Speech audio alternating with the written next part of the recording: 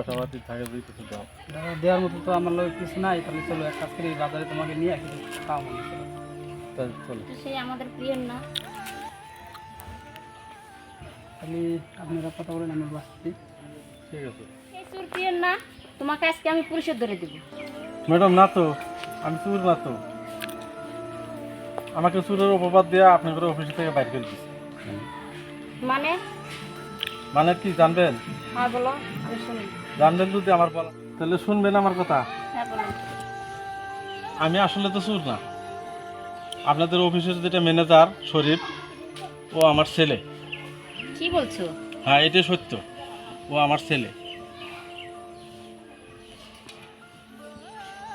তো ম্যাডাম, আপনি কি? আমি আপনার ছেলের বউ। চলো আমাদের অফিসে চলো। চলো। আচ্ছা, তোমাকে একটা কথা জিজ্ঞাসা করতে চাই। কি কথা বলো? আসলে তো প্রিয়ন তোমার কি হয়?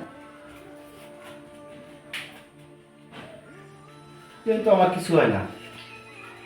সত্যি কথা বলো, প্রিয়ন তোমার কি হয়? কি আমার কিচ্ছু হয় না। আসলে তো কিছু হয় না। না,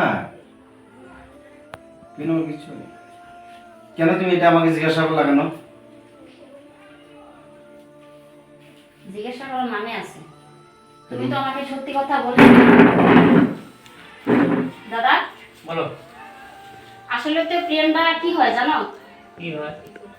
প্রিয়নটা তার বাবা হয়। কি বলছো তো ভুলে? এটা তো আসলেই কথা। হ্যাঁ, বেটা হইলো ম্যানেজার, আর বাপ কি রকমের পিওনের চাকরি করে। কি বলবে না সত্যি কথা? আমি বলতেছি, এখনো বলতেছি, পিয়ন আমার কিছু হয় না। দাদা তুমি একটা কাজ করো, এই সত্যি কথা বলবে না, তাকে পুলিশে দাও। পেয়ারা, তুমি কিন্তু কথাটা খুব মুখে লাগাম লাগাই বলা। হয়তো পারো তুমি কোম্পানির বস, কিন্তু মুখে লাগাম দিবা।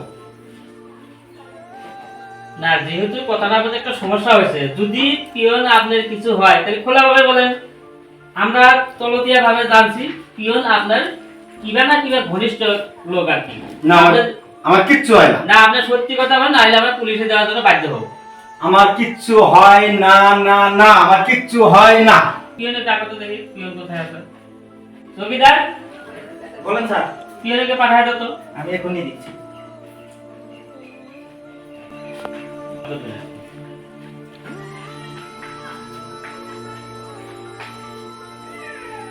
আচ্ছা, আপনাকে একটা কথা জিজ্ঞেস করি।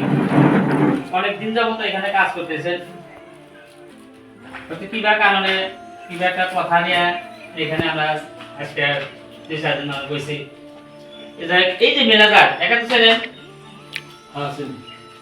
এই ম্যানেজারের ভিতরে আর আপনার ভিতরে কিবা একটা সম্পর্ক আছে। আমরা তলতিয়া ভাবে কিবা বলে জানছি। তাহলে সাতটা গেলে বলতো ম্যানেজারকে আপনি ছিলেন না না কি, বা আপনার কি হয় ভালো করে বলবেন। আসলে তো বাবা কি কমু, ম্যানেজার আমার ছেলে। কি কয়? উনি অপমান হবে দেখে, আপনারা বড় লোক মানুষ, উনি অপমান থেকে বাঁচার জন্য আমি যেমন এই পিয়নের চাকরি ছেড়ে দিয়ে চলে গেছি। কি হলো? তুমি তো সত্যি কথা বললে না। হ্যাঁ, আসলে আপনাদের উনি আমার আসলে বাবা। ছি, কি এরকম কথা তুমি বলতে পারলে না? তোমার বাপ হয়, সেই বাপটাকে তুমি এত বড় অপমান। মারবেন না বাবা, আমার ছেলেকে মারবেন না। আর টাকার অপবাদ দিয়ে তুমি বাইরে সেটা কথা সম্ভব হয় নাকি?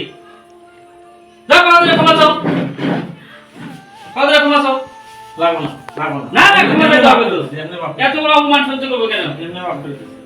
আমাকে আসলে ক্ষমা করে দিবেন। আমি যেখানে করছি, ভুল করছি, আমি আর জীবনে এই ধরনের কাম করবো না। প্রত্যেকজন মানুষের বাবাকে সম্মান দিতে হয়, কথাটা মনে রাখবা। তো যাই হোক, আজকের যে ঘটনাটা শুনলাম খুবই মর্মান্তিক ঘটনা। এই বিশ্বের মধ্যে এরকমও বেটা থাকে যেটা শুনে দেখে চোখের পানি এসে যায়। হ্যাঁ, সবাইকে অনুরোধ করি, বেটা হয়ে বাপের কোনোদিন অপমান করবেন না। এইখানেই আজকে শেষ কথা। আর আমরা যাতে এই কোম্পানিটা সবাই মিলে চলাইতে পারি, তার জন্য দর্শক ভাইরা দোয়া করবেন।